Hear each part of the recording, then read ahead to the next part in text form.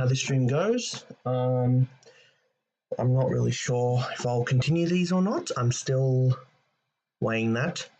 I may decide to start a blog instead and try and do these projects on a blog instead. It doesn't mean that I'm gonna stop making these videos forever, or it doesn't mean I'm leaving YouTube forever, or that I'm never gonna make another video, or that I'll never return to this channel, or that I'll never never make any more videos in this series or finish off this project. But it would mean that for the time being, I would be taking a break from trying to do these live streams and stuff to try and see if a blog suits me better, you know? And yes, I guess technically it might mean that I might not finish off this series or finish off this project, at least on the YouTube channel. But it depends. We'll see. Everything is still up in the air. I'm keeping my options open. Everything is okay. So, as you can see, that the thing, maybe I won't need to, you know, I've had a lot of technical difficulties, and that has factored into my decision making that it might be better to do a blog, as well as, you know, how I'm feeling and stuff. But obviously, like, the way the technical issues impacts how I feel. I mean, whether I have technical issues or not. If I don't have technical issues, I'm probably going to feel a lot better about the live streams and the success of the project as a whole. Whereas last video, you know, technically I could say I made some progress, but I really wasn't happy with the video. You couldn't tell what the heck I was talking about at all. So with that out of the way, I'm going to zoom in again, put on this fan, because I don't think people can hear it, but it'll keep me cool in the summer heat. Summer here in Australia.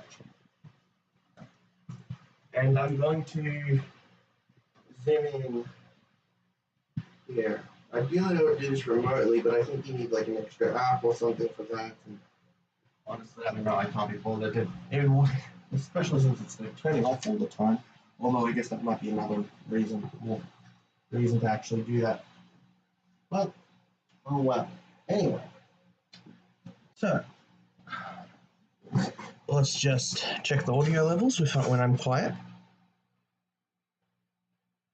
Can't seem to hear the fan at all. So that's pretty good. Now, if I remember correctly, there's... Oh gosh. There it is. Blue texture and everything. Got it. All right. The lag has already started. That is not good, but it seems like things are still going relatively fast for now. So here's my hypothesis. My hypothesis is that the phone overheats. I think that recording, rather than doing nothing, having an active recording going on causes it to heat up. But more importantly, it causes it to lose battery. So I have a battery pack that I use to keep it going. But I think once I put that in, then it really overheats. And I think the more overheated the phone is, the worse it performs. So really, if anything, this fan should be facing the phone and not me. But like, oh man, I'm hot too. Although honestly, like, if I need to put the fan right next to the phone to get things working well, so honestly, that could be an option. Especially since you guys apparently can't hear it anyway. Yeah, so just give me couple seconds, and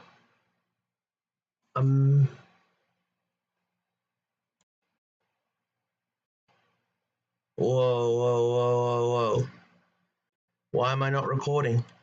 I should be recording. Oh yeah, I'm streaming. Yeah, why did it say I wasn't streaming? That was confusing.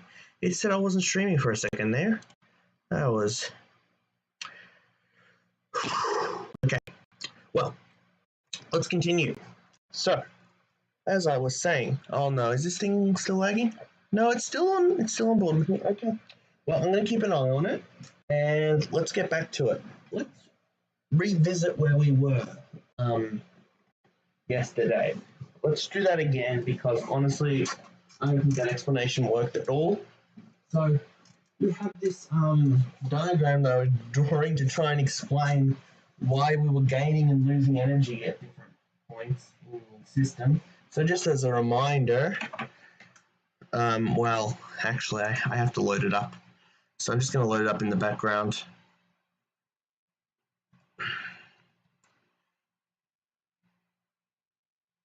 There we go. All right. Well, I'll get that loading. In the meantime, let's work on this. So, honestly, I might as well draw this diagram from scratch, or at least part of it, or at least this second part. All right. So, just to be clear, this is supposed to be a diagram of how the ball updates over time. The y-axis is representing our height. The t-axis is representing time after each time step. And that's basically it. So we have 3 update steps in our code. First, we update our position according to our velocity, which we're going to mark as x plus equals v, semicolon. That is step 1. Then step 2, we update our acceleration. No. We update our velocity. Our velocity plus equals our acceleration. In this case, our acceleration is downwards towards the ground. And then we also invert our velocity in the y direction.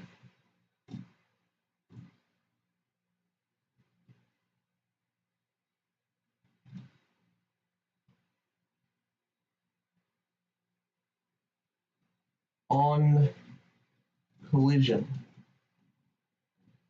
with ground. Actually, I guess if we're going to be using English words, we don't need to put in semicolons. But that's basically it. So we go through these 3 steps. Let's say it's roughly 6 or so above the ground, and we are starting it at some position here, which is just above 6 units above the ground. So we go -1, -2, -3. It will be above the ground. Then -4, it'll be below the ground. Something like that, yeah? And then we also are starting at 0 y velocity component. Right. Let's see if everything's loaded up on the computer screen.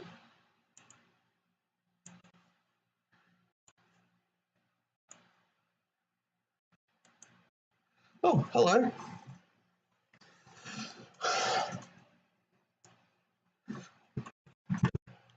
I didn't realize you were still watching. Well, okay, another reason to continue with the live streaming instead of trying to start a blog then. All right, well, we'll see how it goes. Did you get any of the I don't know how long you stuck around last time, kind of hard to tell. Did you understand any of the explanation I did on the whiteboard? Or did it not actually work? It looks to me like it's much more functional now. Like, it's still a little laggy, but it's just like has some weird slow motion effects.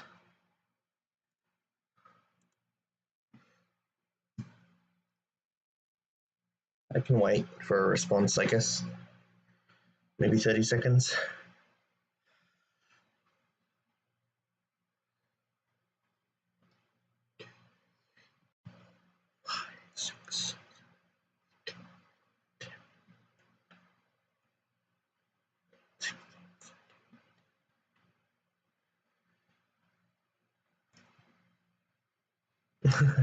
That's fair enough.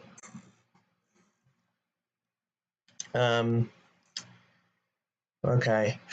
I guess what I mean to say is not the explanation itself, but like I was trying to watch the video back on YouTube because YouTube saves automatic VODs forever, sort of. Unlike, I think Twitch only lasts a week unless you pay for something. I'm not quite sure.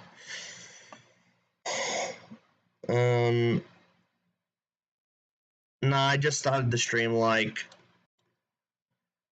less than 10 minutes ago, right? Let me take a look. Yeah, I'm just on the 9-minute 45-second mark right now. I was just explaining how I'm going to try and do the explanation again because I don't think it worked very well last time. Like, it kept cutting out. The screen was black half the time. And I was also talking about how I'm considering maybe doing a blog instead if the technical issues get too much. or if I'm not satisfied with all of this. Because at the end of the day, what I'm trying to do is get a bunch of projects done and eventually move on to doing like a proper YouTube channel thing. But gosh, I just realized I threw a pillow on stream. That's funny. Oh god. You're not supposed to see any of this, but the camera sometimes randomly zooms out and you see that I'm actually in a bedroom. Oh, and also there's an... Alright, that's alright. It doesn't need to be that professional. It's all in good fun. Oh, that's kind of the idea, is to relax and have fun in the long run anyway. But for these first few videos, assuming you never mind, forget it. I've explained it enough. Doesn't matter. Alright. So, I honestly forgot everything I was going to say. That's alright. Let's go from the beginning. You know what, since everything is working fine and I have... Oh, hang on. I just have to wait a bit. My streaming is in the red. I need to wait for good quality. I'm going to pause the stream. I'm going to do the pause stream thing. If I do this, the stream quality will improve. I'm going to wait for it to go back to green. Well, I don't know. I'm going to... Alright. I'll be right back. I'm going to open the door.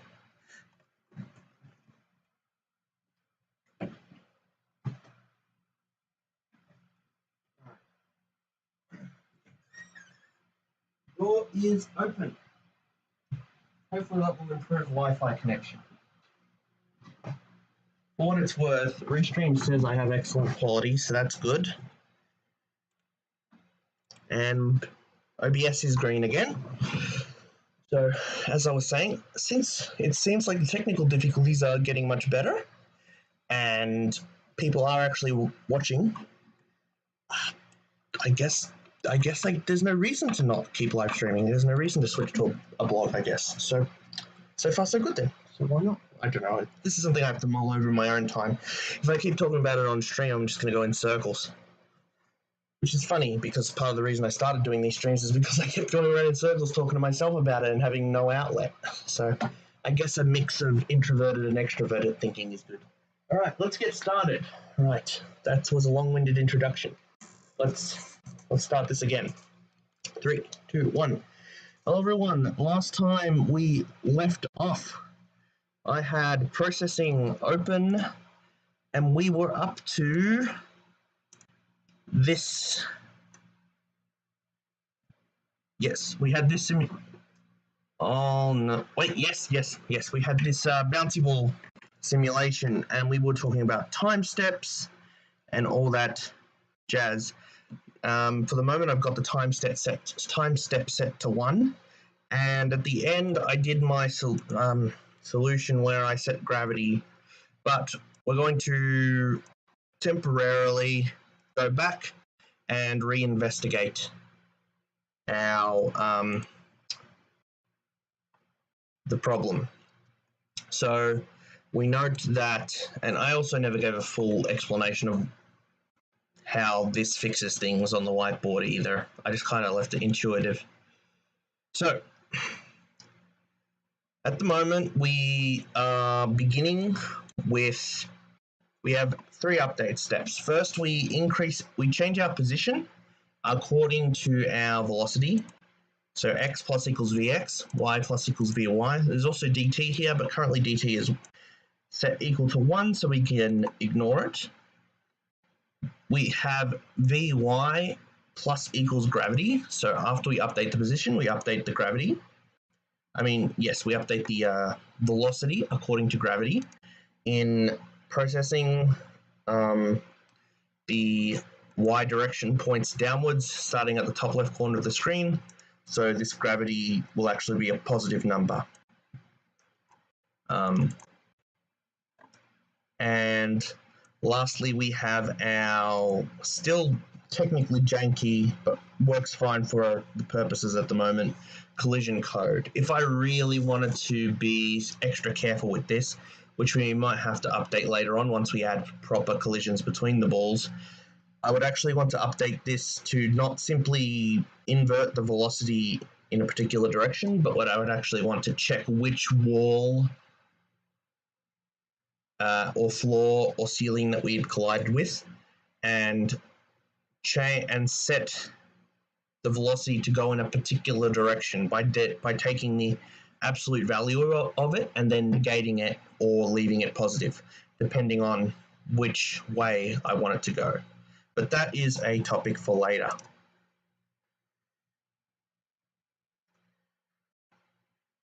Whoa, yo. Now I'm confused. What am I doing? All right. So, back to the whiteboard. Well, not quite. Hang on. Now I'm really confused. Technical difficulties, everyone. Although not really. This is more just me being silly. Gotta press save. Go back to this. All right.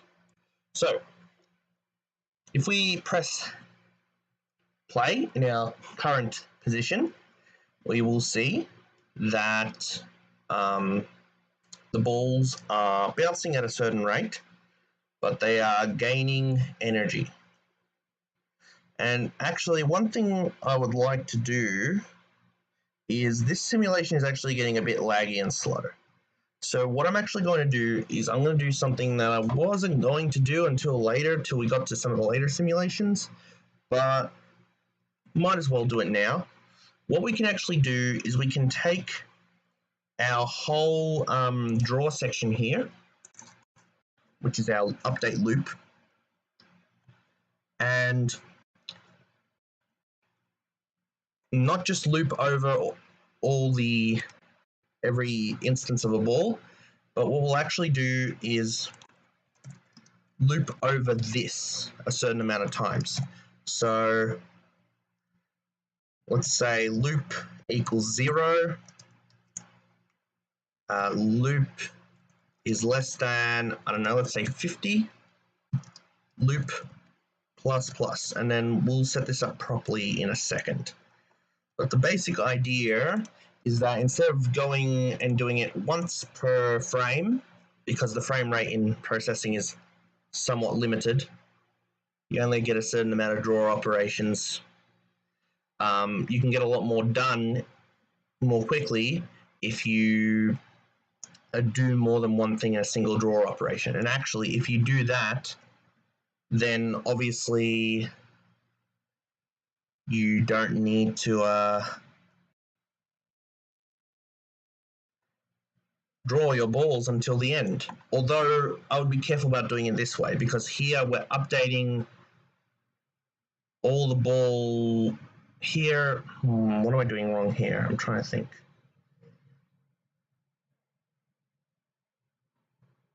Yeah, I've definitely done something wrong here. Right. We'll leave it like this for the moment. What am I doing? If we're going to do multiple loops through the simulation, through the update step, then we're actually going to want to draw the balls separately after that. So we'll go through a separate non-looping step where we draw the balls. The next thing we'll do is make a new variable for the number of loops.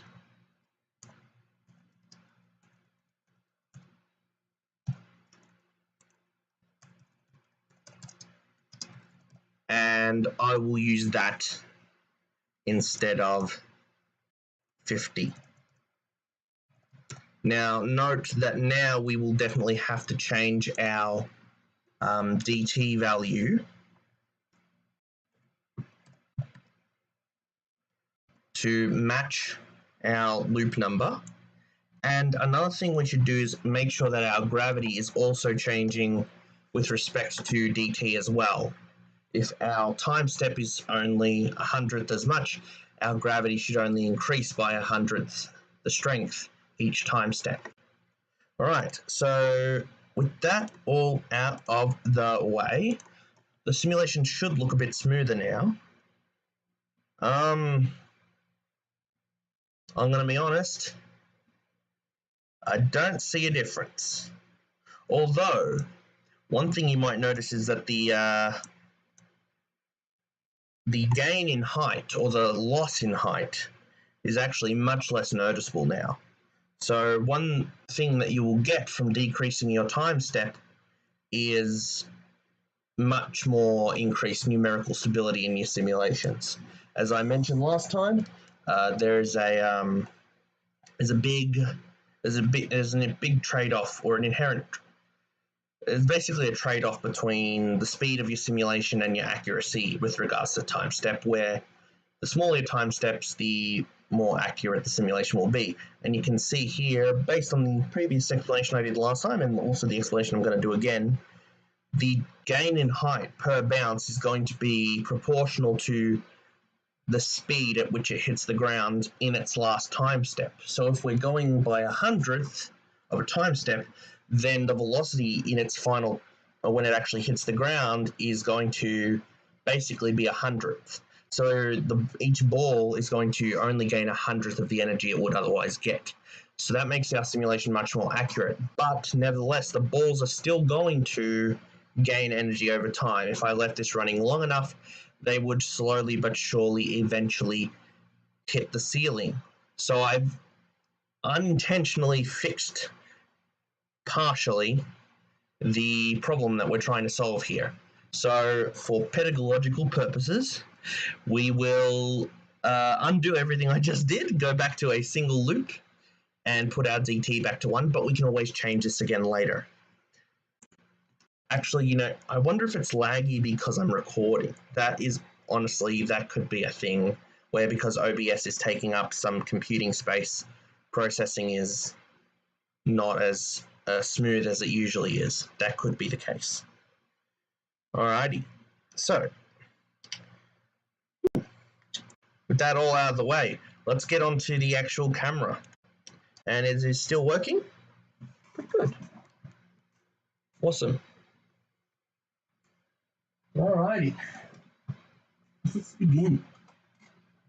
So, as I said before, we have 3 steps that we're basically going through. We're updating our position with we're updating our position according to the current velocity. We're updating our velocity according to the current acceleration. And we are performing a special check at the bottom to determine if we should invert the velocity. Is this perfect? No. Technically, there are other things we can do to make this more accurate, like checking when it goes to the bottom and only traveling that much, and then changing the position and then moving it by a certain amount based on the rest of the time step. And there's a whole lot of things we could do to improve the bouncing, but that would then make things even more complicated for us later on once we actually have the particles colliding with each other. So it's always a trade-off in terms of complexity, how much coding you actually want to do. And for our purposes, this is good enough. As I said, the more you increase your time step, the more accurate your simulation is going to be anyway. So a lot of these problems can, in practice, be solved just by decreasing the time step by 100 and running it 100 more times. Which in our case we can do within a single frame, and it actually doesn't seem to make much of a difference in terms of the actual speed of the animation itself, but does improve the accuracy. So with that all out of the way, let's imagine we've got our velocity started at exactly 0. So the first thing we do is change our position according to our velocity, but our velocity is 0. So our position won't change. So this is time step 0, and this is time step 1 here. 1, 2, 3, 4, 5, 6, etc. And this will be 1, 2, 3, 4, 5, 6, just above 6. So and I'll mark our velocity above with a little circle, with a number above the line. And then we check for collision. There's no collision, so we'll go on. And we'll ignore the third step for the moment until we know that we're probably going to have a collision. So for simplicity, I'm just going to do step 1 and 2.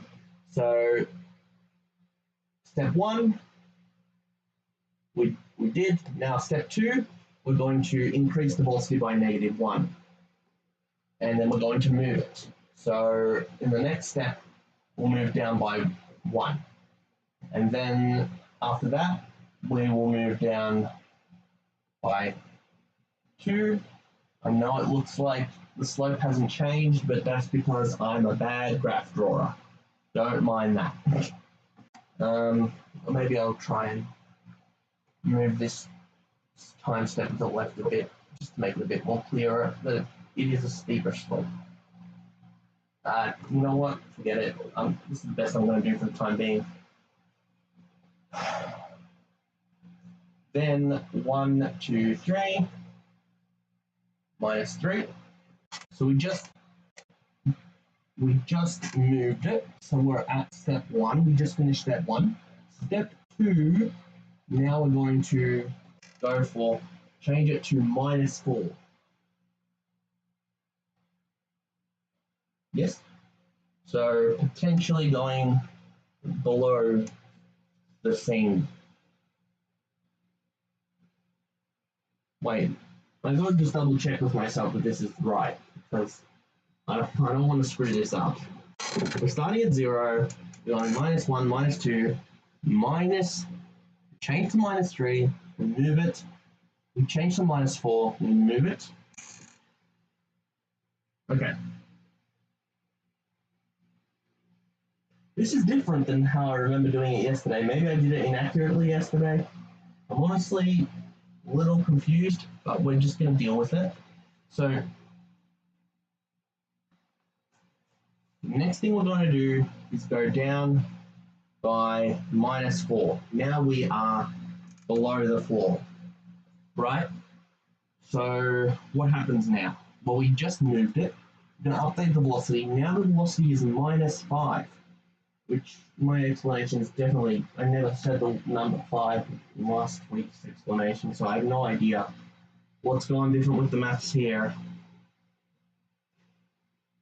But I'm going to continue with the explanation anyway.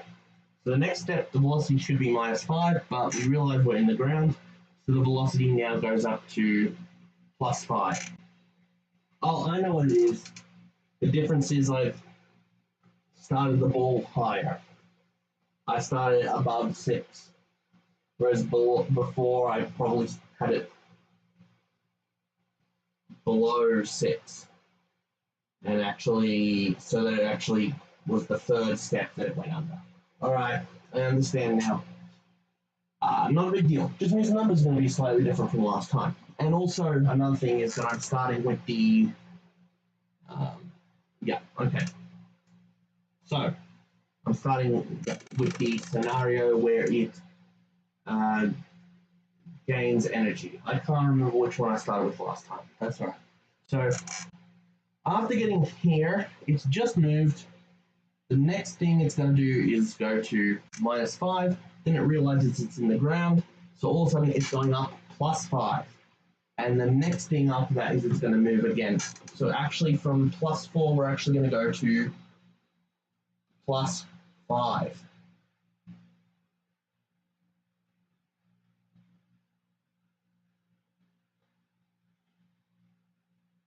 Then, obviously, going through all this again, now gravity is going to start pulling it down, so plus 5 becomes plus 4, then it's going to move, becomes plus 3, and so on. So from plus 5, getting rid of this,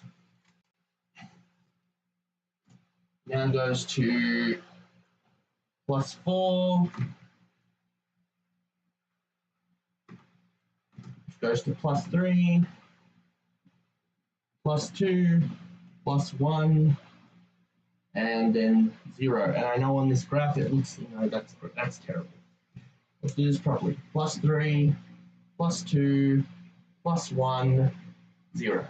All right, it doesn't look that much on this graph, but it's actually gained 5 points in height. Because if we count all up the differences, minus 1, minus 2, minus 3, minus 4, plus 1, plus 2, plus 3, plus 4, plus 5, there's going to be a difference in height of 5 units, which means that that is the error introduced in our numerical simulation by not, by using this particular method. Now, on the other hand, if we first update the acceleration, update the velocity, or the y component of velocity, no, sorry, velocity plus equals acceleration, then position plus equals velocity, and then the third step is Vy times equals -1 on collision, then we will end up with slightly different results. First thing being is that actually, if we start from 0 velocity, we'll actually go straight to -1 and then move. So actually everything will happen just a little bit earlier. That is actually a difference that I didn't show last time. But I think it's confusing. If I draw it that way, it adds unnecessary complexity to the graph. I'm going to have everything going over. So we'll just assume that we actually start the second simulation with this point here as time equals 0 instead. So here is the first simulation, and here's where we'll start the second simulation. All right? So the first thing we do, we start with 0 velocity, we immediately go to -1 and move it. So we end up here, we go to -2 and move it, we end up here, -3, move it, we end up here. Now, let's think carefully. We just moved, so we want to check collision, we haven't collided yet. We're going to go change the acceleration, so now we are -4. Then we're going to move it, we're going to end up here. We're going to check for collisions.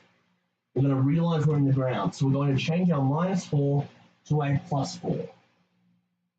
The very next thing we're going to do is head back up to our acceleration step. And that +4 is going to become a +3 because gravity is going to pull it down and decrease our velocity by 1. And then we're going to move by that +3. So now instead of going -4 + 5, we're going -4 + 3. So already we are off by 2 steps. And in fact, as we'll see, well, we'll see. I was wrong on what I was about to say anyway, so just to get it. So now we're done, we just moved. There's not going to be any more collisions, so we can ignore this for now until we get to 0 velocity again. Our acceleration brings it from 3 to 2, we move, 2 to 1, we move, 1 to 0, and so on, and then we move. So we're going 3, 2, 1, and 0. And now we've lost height. So, my diagrams are terrible here. So the first time, we gained 5 points of height. But now, we've actually lost 4 points of height. Why? Because we went down by 1. We went down 1 + 2 + 3 + 4. But we went up only 3 + 2 + 1. 1 + 2 + 3. We didn't go up by 4. We lost that last 4. So now our difference in height is -4. So that is why simply doing it in either order is going to cause a problem where we're either going to gain energy each bounce or we're going to lose energy each bounce. So how can we fix this? Well, I think intuitively we can think about it like this. We have, let's get rid of this on the board. I'm feeling a lot better today, so let's give a full explanation.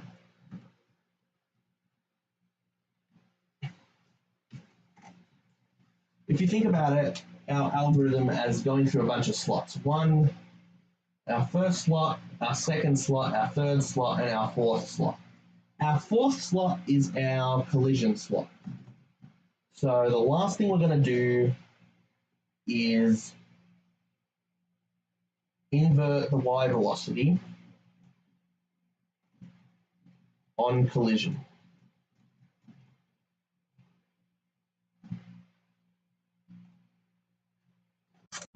Right? Our second spot is where we're going to update the update the position.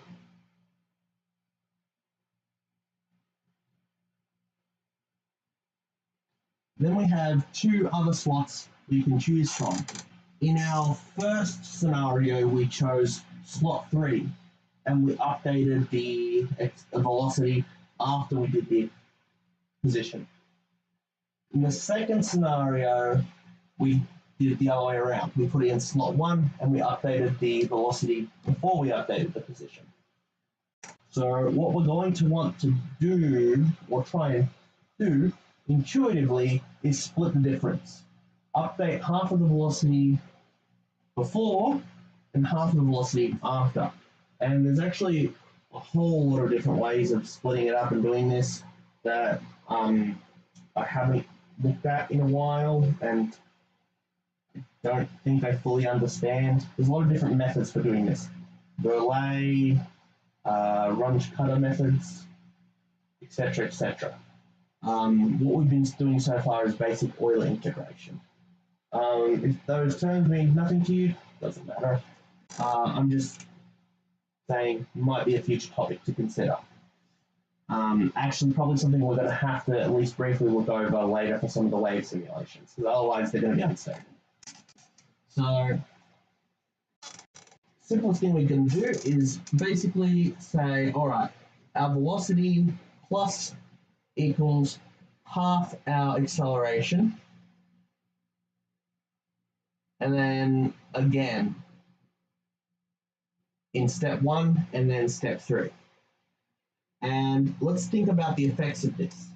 Well, first of all, we're no longer going to have the exact same shape, just offset, because if we start at 0, we're actually going to go down by a half in the first step. So that's something to think about. We can obviously fix this by, let's say, supposing that we're actually going up by half velocity unit, and then it goes to 0. But, yeah, we can do that. Sure, why not? We'll see. I haven't done this before. Normally when I've done these calculations, I have it go a half, 1.5, 2.5, 3.5, then I have it bounce and it goes back up by 3.5. As you'll see, it should bounce perfectly and go back up by the same height as it went down. Therefore, the two sort of bounce curves will be symmetric around the point where bounce occurs, which means it'll go back up to the same height. But we'll see how this goes. This will be new for me. Right. So at time 0, let's say it was actually going up by half a velocity point the time step before. The next thing we do is the first thing we do, decrease its velocity by 1/2 a point of gravity. So the next step, its velocity is going to be 0. By the way, in this whole thing, we're assuming that acceleration due to gravity is 1 unit per second squared, 1 unit per time step squared downwards, if that wasn't obvious. So the first thing we're going to do is change that to 0, then move it across. So now the velocity is going to be 0. Then the next thing, well, actually, this would have actually gone up by 1, but this would have actually gone up by 1 because it would have gone up by 1, then it would have gone down by a half, then it would have gone down by a half again, and then end up at 0. So, yeah, don't even worry about it. We'll go down by, we'll end up at, move across at velocity 0, then each of these two time steps will occur without the collision happening. So we'll go down from 0 to minus a half, and then minus 1, and then we'll move. And then minus 1.5, and then minus 2, and then we'll move. And minus 2.5, minus 3, and then we'll move. Here's where it gets interesting. Our two acceleration steps are split by our collision step. So what happens when we have just moved by minus 3 and we're about to do our acceleration? Well, we end up at minus 4. We haven't hit the ground yet. So minus 3, minus 3.5, minus 4, we move. Now we're in the ground. So now what? We go to minus 4.5. Then we realize we're in the ground. So we want to go up by plus 4.5. But then we reach our second acceleration step. And our second acceleration step brings us down by a half again. So we end up at 4 again. And so we end up bouncing at 4. And since we bounced at 4, we end up bouncing at 3, 2, 1, 0, and so on. And we end up with mirror symmetry down the point of the bounce, which means we went down by 1 plus 2 plus 3 plus 4, which is 10 units, and we went up by 1 plus 2 plus 3 plus 4, which is 10 units. So our difference in height is 0, which is what we wanted. And so actually, if you think about what's going on here, it's not necessarily that because we split the acceleration with the movement step, just that, but it also that we split the acceleration with the collision step as well. That is important. Actually, the real important thing is that the collision and movement steps are separated twice, once in each direction, once going from position to collision and once going from collision to position.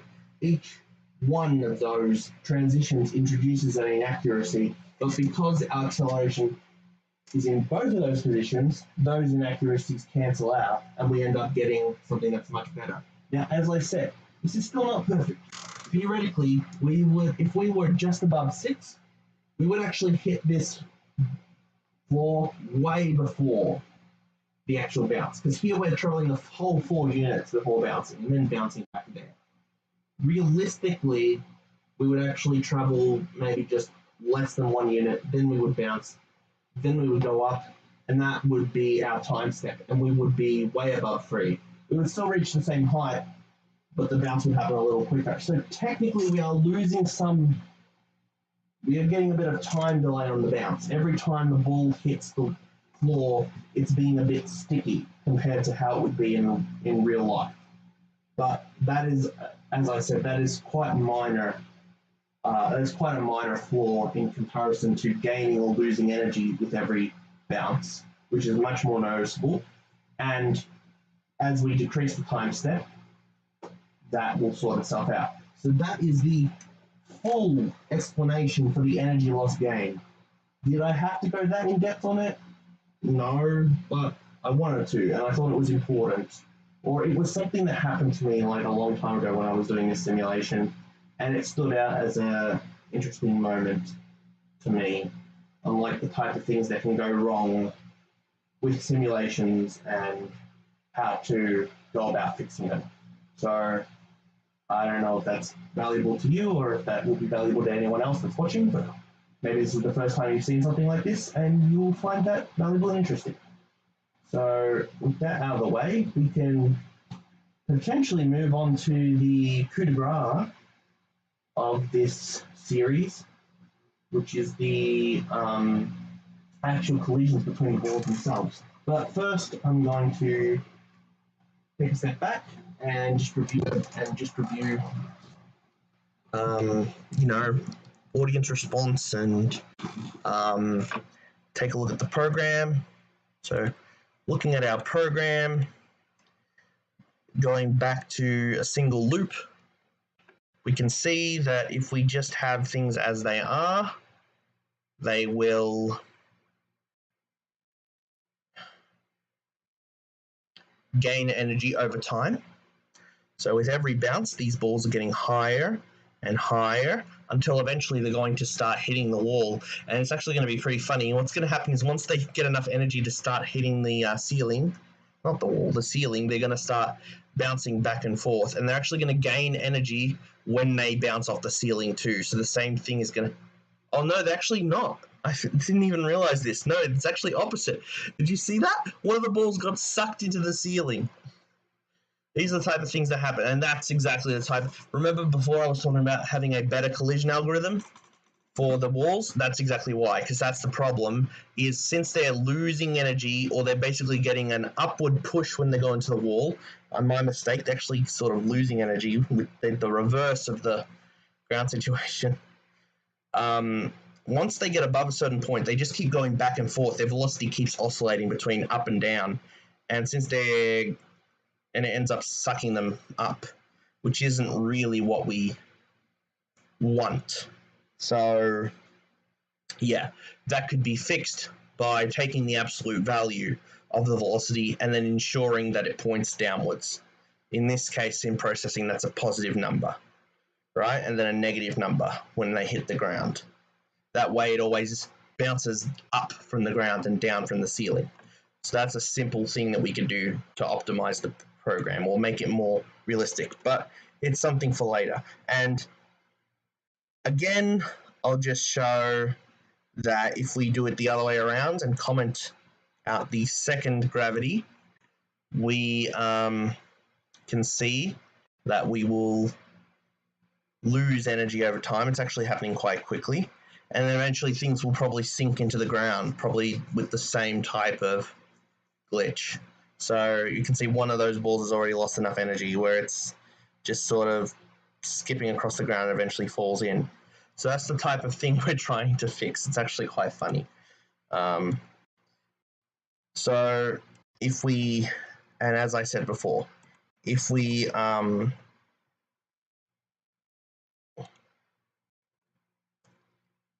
do that, then, and I just realized we never updated the DT on that other simulation. Doesn't matter, we've done it now. Now the energy will stay the same. So yeah. Alrighty. Oh, I'm sorry. I haven't been looking at your comment until just now. 50. That's all right. Sorry about that. All right, let's see. Let's go through user comments, which is mostly just the one person, but you know that's okay. Humble beginnings. The splitting up the update, not simply double the effective time step. Sort of, but I guess in a sense splits it up into two distinct time steps, which have opposite errors. So you could, but then again, that doesn't really make sense because then you're sort of, I guess you could say it's splitting it up into two. If you consider maybe points 1 and 2 to be the first time step, and then not 1 and 2, instructions 1 and 2 to be the first time step, and instructions 3 and 4. But that would mean that one of the time steps doesn't actually update the position; it only updates the velocity. So that doesn't really make sense.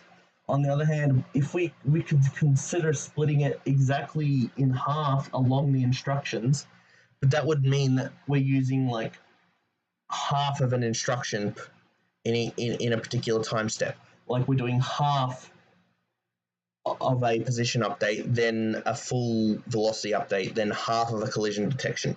And that doesn't really make sense. It kind of does abstractly, I guess you could, but it doesn't really physically make sense. So I think because the two sort of half steps are different in character, I don't think realistically they should be considered. I think realistically it makes more sense to consider them as a single time step with different half updates of the velocity value in it, if we want every time step to be identical. Does this approach of splitting the update extend to simulations that update the acceleration as well as the velocity? Yeah, you can keep going. You can keep doing this. There's actually a really good video on this that I mentioned last time, which is similar to this. It's not exactly the same thing, but it gives them sort of it touches on a similar topic to what I've been talking about here. I'll just look it up for like 10 seconds. Give me a sec to look it up. See if I can find it. YouTube and something. Game develop.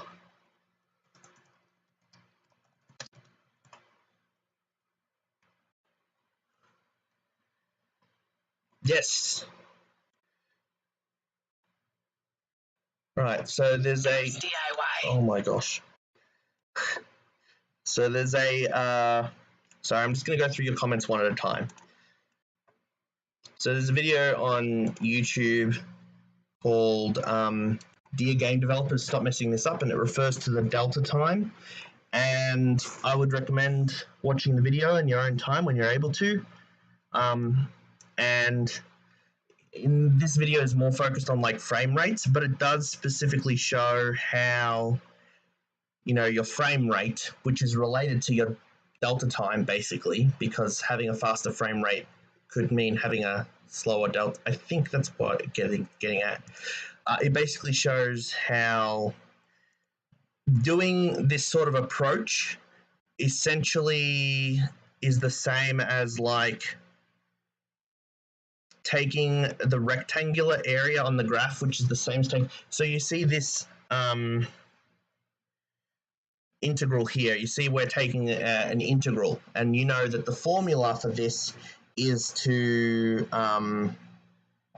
you know, take the average of the two heights to get the trapezium. But if you can imagine, you know what? I can use the whiteboard for this. I can use the whiteboard. So, obviously, okay. So you can imagine, you know, when you're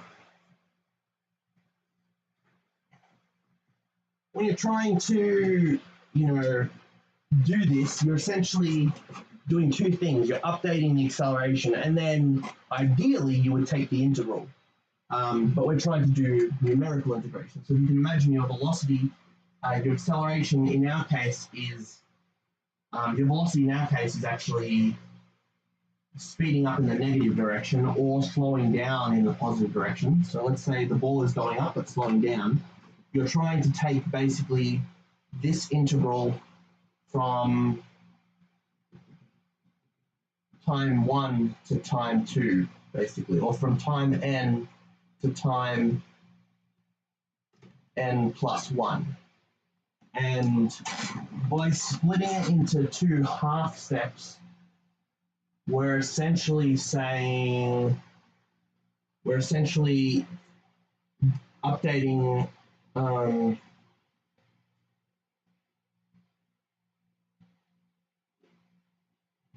how does this work? Well, we do half an update. So let's say last time we moved. That doesn't make sense though, does it? Doesn't quite make sense drawing the diagram downwards. Look, it's not one-to-one, it's not perfect, it's not exactly the same, but I think intuitively you can, or maybe I'm just not thinking about it. This is something I'd really have to think about before I made a proper video on it. But basically, you can think of, instead of doing this, we're essentially, we are updating the velocity by half, then we are going across. We got it. Wait. Yeah, going across represents moving by that point, that much. Wait, no, this isn't right. Well, this would actually be different, wouldn't it? Yeah, if we were doing it like this, we would want to. No, we move the whole step. No, what am I doing? I'm not thinking through this. We move across. We update the velocity by half. Then we move. Then we update the other half, and you can see that sort of averages out. But importantly, it means that if we decide to say do an inversion in the middle, then our two halves of that sort of act the same as if we were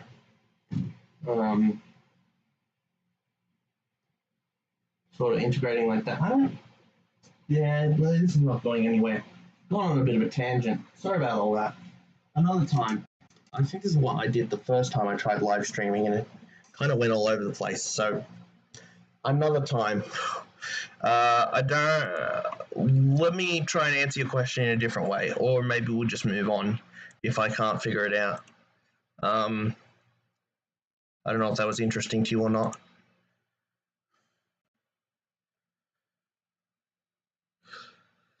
All right, let's see this again. Does this approach of splitting the update extend to simulations that? Yes. So basically, what I'm trying to get at is the answer to that is yes. You can do this as much as you want. There's a whole thing on Wikipedia. Let's see if I can get that up.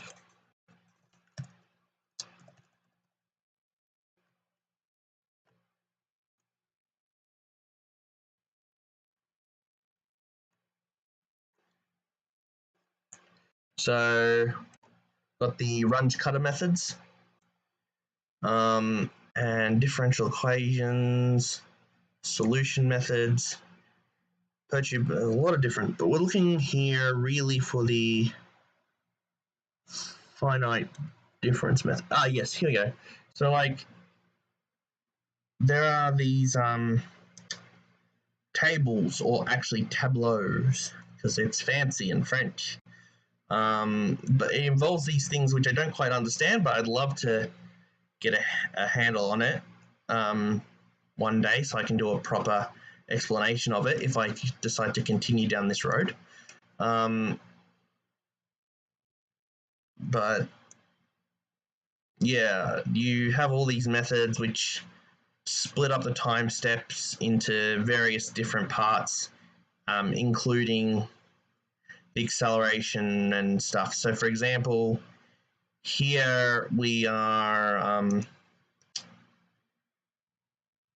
Oh gosh, I don't even know. Nope, that's not right. Finite difference. Yeah,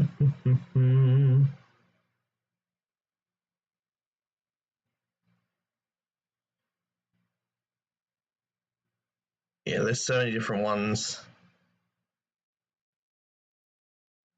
Finally using the central difference.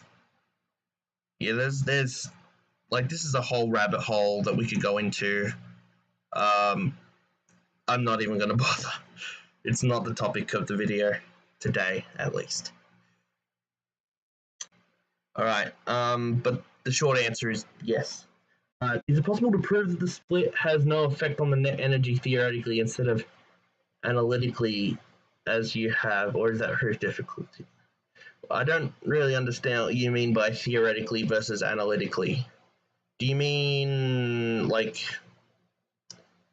analytically instead of, because normally when I think analytical means theoretical, and numerical means with a computer, or I guess before computers with pen and paper, like Euler did incredible numerical calculations by hand without a computer. So technically, numerical computations don't have to use a computer, but it's how we would usually think about it these days. So I don't quite understand your question. You might have to clarify. You mentioned other integration methods such as Range-Kutta. How would those methods compare to standard Eulerian and modified?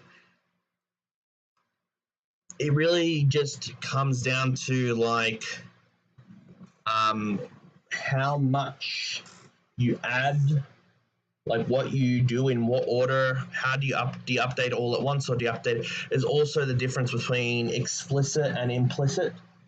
Do you set your equation to use the current velocity, or do you use the expected, or do you use the future velocity?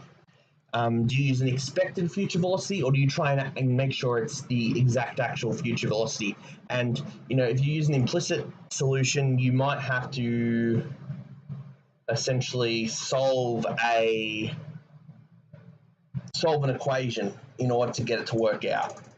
And that equation can itself might need to be solved numerically. So you might actually have multiple sort of guess and check steps in your actual simulation where you pick a velocity that you think the future velocity is going to be, then you run the simulation, you see how it actually ends up, and you sort of fine tune it until you get a proper velocity, until it actually all makes sense. And you might actually say take the average of your current and future velocity and average those together to do your calculation. And so, with a very simple,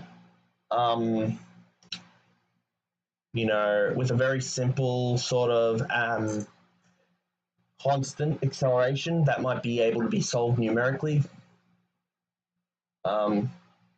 which in our case definitely could, because our future velocity is just going to be the current velocity minus one gravity, basically. One gravity time step. But if you have a complicated, or your force is position dependent, or your force is changing, if your force is position dependent in particular, it might get way more complicated.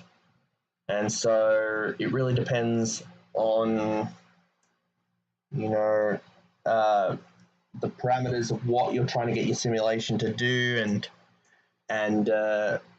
how comfortable you are with coding it up, and also, well, I guess nowadays you could probably just try and probably do some hacks and just get it working, maybe. But the point being is like, I guess what I'm trying to say is like, it really depends on like how accurate do you need to be, and are you willing to have your computer go through a loop just to get it right, or are you okay with using explicit differentiation? Or would you prefer to use a runge cutter method where, it builds up step by step, but you don't need that sort of implicit part because you're going sort of half time step by half time step in a particular sort of manner. Sorry, I'm looking to the right because I'm trying to look at the camera, but I've got it on webcam, so I should be looking straight ahead. Oops, silly me.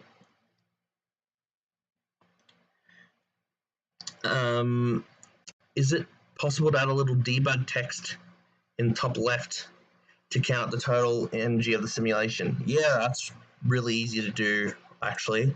Let's do that right now. We can do some impromptu coding, not part of the original plan. Why not? All right, so first we'll need to count up the total energy of the simulation. So let's create a double, call it energy, set it equal to 0. Then for each ball, we're going to assume each ball has the same mass. So our energy is just going to be proportional to the velocity squared. So for each ball, double velocity equals ball I dot Vx times ball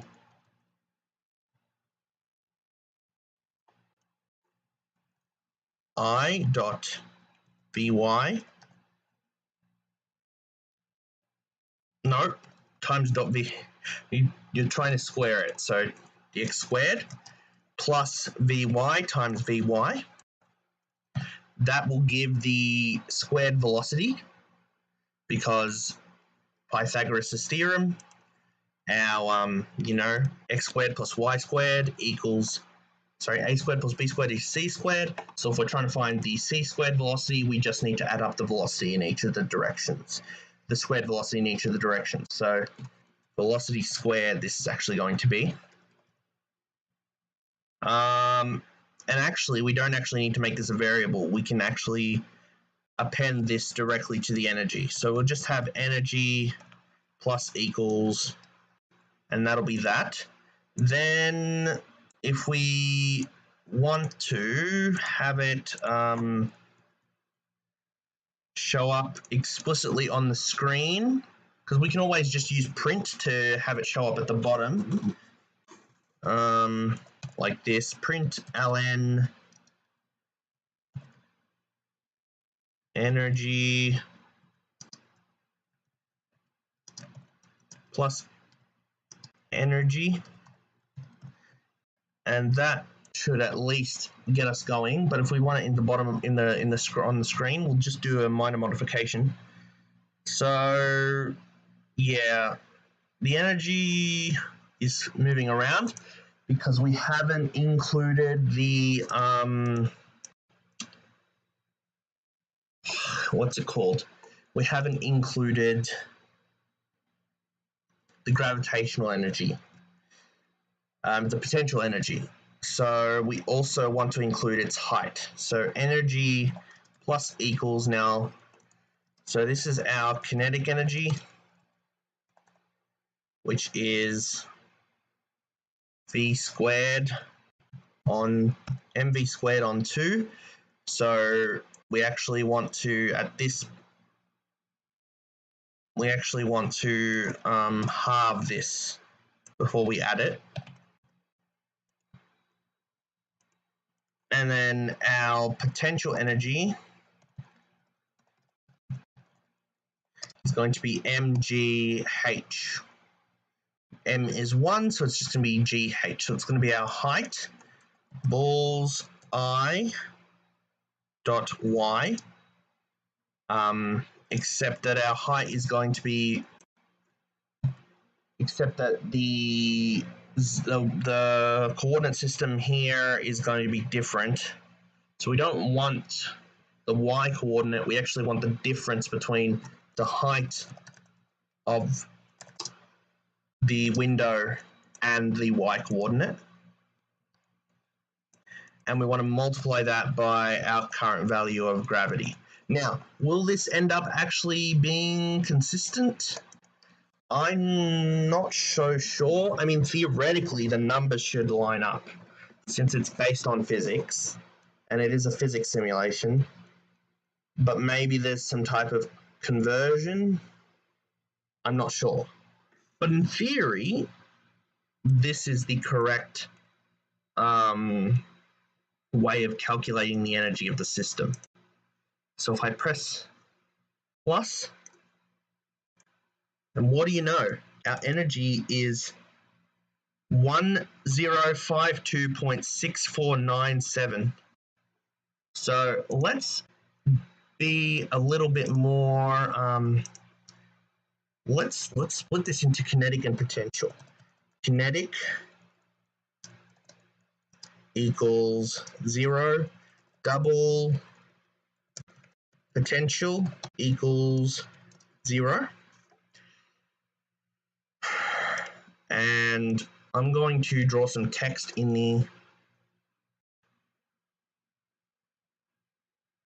corner of the screen. Just a second, we'll just keep this the same for the time being. Text requires characters, float and float. So our character is going to be energy plus energy. And then we'll pick an x and y coordinate. Our x coordinate is going to be, like, say, 32. No, it's going to be like, say, 10, and then 42 down. and we'll make the text size or the font size 42, and we'll put that part in the setup since we're only doing this once. So font size 32. It's not called font size. Maybe it's called text size. There we go. So let's see if that works. All right, perfect. So we got our energy showing. So what I'm going to do now is just have our kinetic, and we'll say kinetic plus equals that, potential plus equals that, and what I'm going to do is the following. We'll start with our kinetic energy, then we'll go to our potential energy,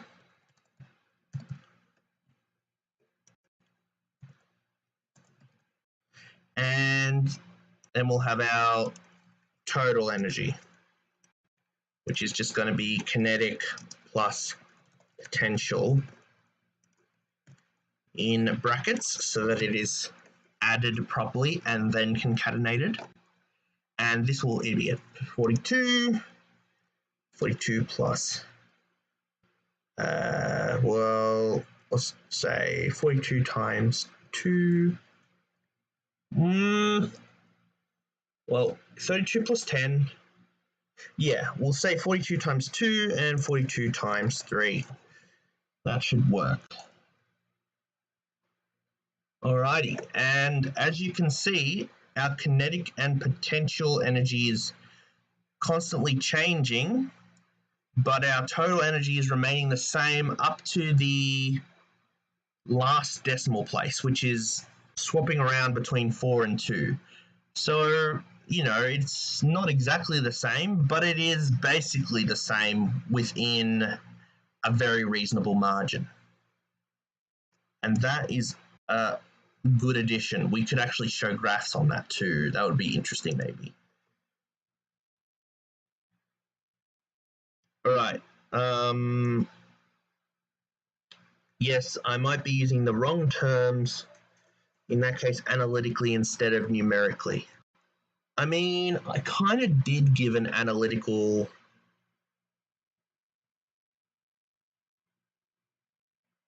I mean, I think what you mean is maybe like a less constructive example, because I gave a particular example, but my argument sort of applies for any, like if you can imagine any number, any real number above, you know, if you can imagine any particular real number above the ground, let's say it's a certain amount height, a y above the ground, and then that number is going to be either below or above any particular triangular number.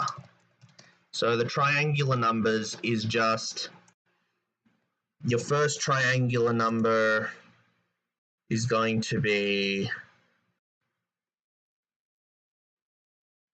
you know, let's just go to Wikipedia, why not?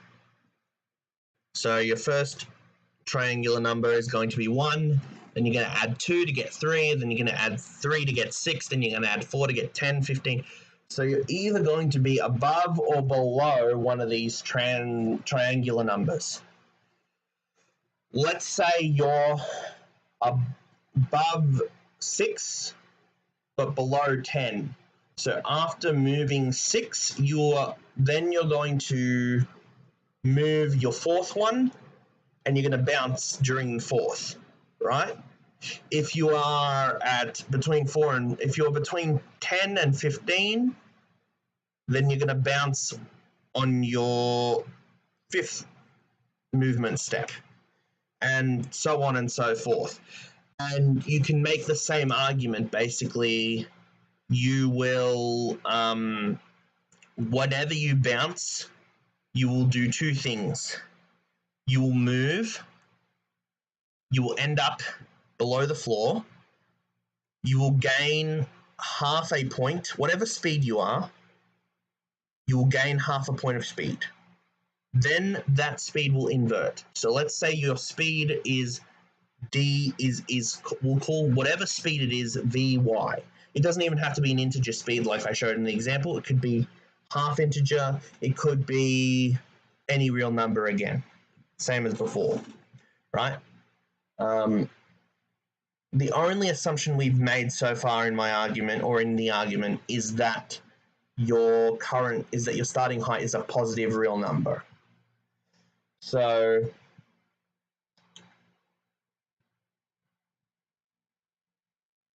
once you have that, when you bounce, you bounce with some velocity Vy in the down direction. Now, we're doing this in maths and physics, not processing, so I'm going to say down is negative. So you have some negative Vy, right? Then we'll say Vy facing down. That's the most clear way of saying it. We'll have a magnitude of Vy in the down direction. Then you gain a bit of speed. So you end up with Vy plus 1/2 in the down direction. Then the program realizes you are below the floor, so it inverts that. Then you end up in the up direction with positive Vy. You end up in the up direction with a magnitude of Vy plus 1/2 velocity magnitude. You move up by that direction. In the previous step, you moved down by that direction. You moved down by that much. No, I did it wrong. No, let me start again. You have some velocity. You haven't moved yet. Then you move. Just after you move, you have some velocity downwards, that is Vy. Then you increase that to Vy plus 1/2. Then the program realizes you're below the ground and inverts that. Then the next step is gravity applies again and reduces it from Vy plus 1/2 back down to Vy. But now Vy is pointing in the up direction. And then you move by Vy in the up direction. But the last thing you did before you collided with the ground was move down by Vy. So you will have to go back to your original position.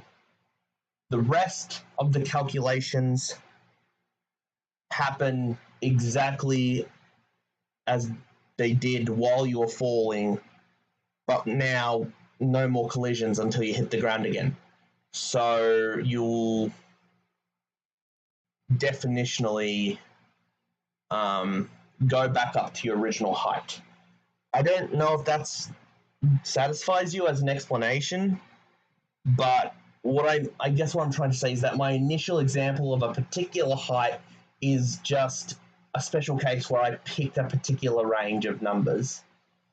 And so I get a particular velocity, integer velocity or triangular number before I hit the ground. It doesn't have to be triangular numbers either. I guess if you're starting with a non-integer velocity, then you're not necessarily using the exact same set of triangular numbers either. But the point being still stands. Like the same argument applies. You pick a real number. Eventually, you're going to have some frame where you're above the floor before that frame, and below the floor after that frame. And in those steps, the exact same 4 instructions are going to happen. Where you move down, you increase the velocity, you swap it, you decrease the velocity, and you move back up, and you are now at the exact same height you were before you bounced, with the exact same velocity, but moving in the opposite direction. I'm looking to the side all the time. I should be looking. There you go. Oh, my phone camera's not working. Hooray! Finally, a technical difficulty. I guess it doesn't matter at this point.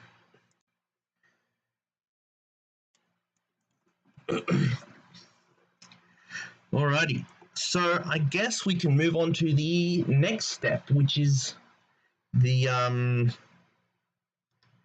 actual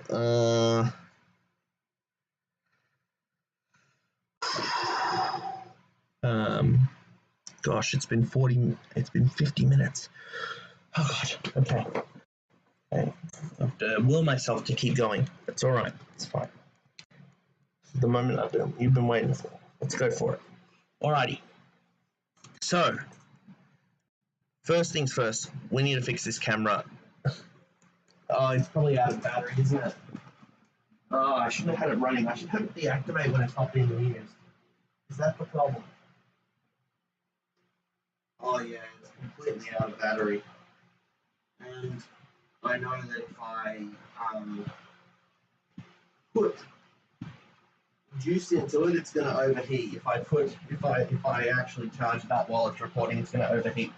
So I really should have used the whole. I should have used. Can't see it here, but how do I show it? I don't know how to show it. But there's an option to have the camera turn off when you're not using it on OBS. The issue with that is then it resets the zoom, and I can't figure out how to get the zoom to be 1.9 by default. Oh well. So yeah, that's all right. It can wait. It can all wait. That's fine. Alrighty. So actually, this went pretty well, honestly. I'm looking forward to it. Hey, thanks for tuning in again twice. It actually means a lot to me, in a way. I don't. Yeah, I'll just leave it at that. So thank you, honestly. All right. Well, I guess I'll end the stream now. Oh gosh, someone else is saying hi on YouTube. You, unfortunately, you've reached the end of the stream. um, so you will probably have to just rewind to the beginning. But thank you anyway for tuning in, person on YouTube, and thank you to the person on Twitch as well. Enlightening. I don't know how to pronounce that.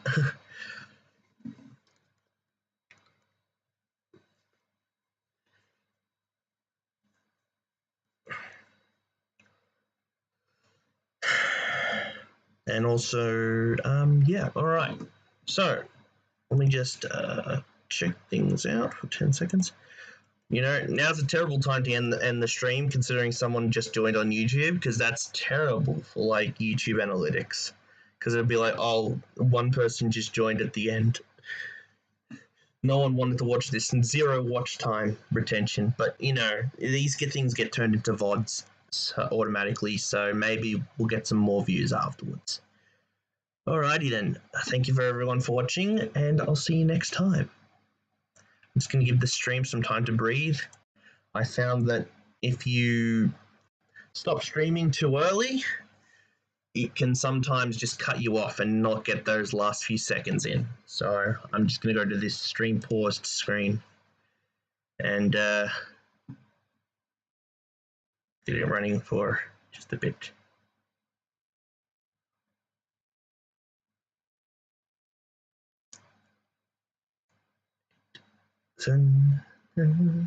Bye. That's all right. You can always tune in next time or not. It's up to you.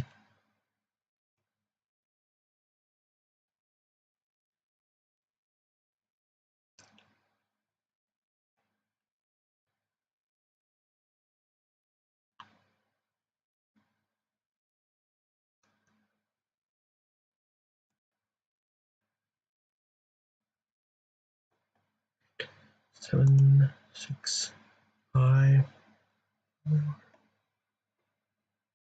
6.